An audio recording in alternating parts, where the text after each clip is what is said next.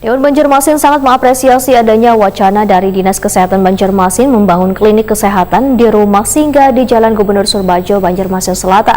Selawas ini di rumah singgah tidak ada pengobatan lebih lanjut, tapi hanya sekedar penitipan urat. Seharusnya dilengkapi dengan pelayanan kesehatan, gak memberikan perawatan kepada mereka yang membutuhkannya. Karena kemungkinan ada yang memerlukan perawatan, sehingga jika sudah sehat bisa dikembalikan pada pihak keluarganya.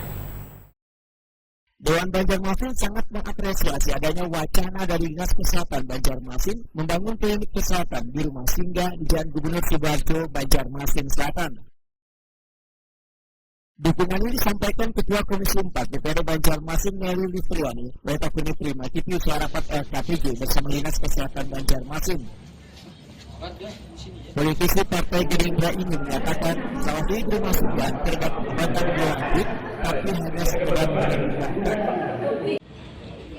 Semestinya mengarahnya rumah singgah ujar Nelly Listriani harusnya dilengkapi dengan pelayanan kesehatan dan yang diberikan perawatan kepada mereka yang membutuhkannya karena kemungkinan ada yang membutuhkan perawatan sehingga jika sudah sehat bisa dikembalikan pada pihak keluarganya.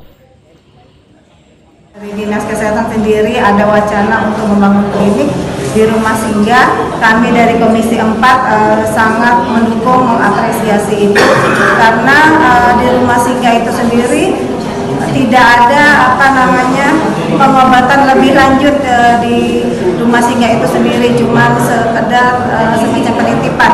Yang namanya rumah singgah mungkin ada perlu perawatan sehingga kalau selesai bisa dikeluarkan dari rumah singgah. Nelly Listriani berharap adanya dukungan dari Dewan Banjarmasin, maka pembangunan klinik kesehatan di rumah singgah dapat segera terwujud dan memberikan manfaat gasan warga.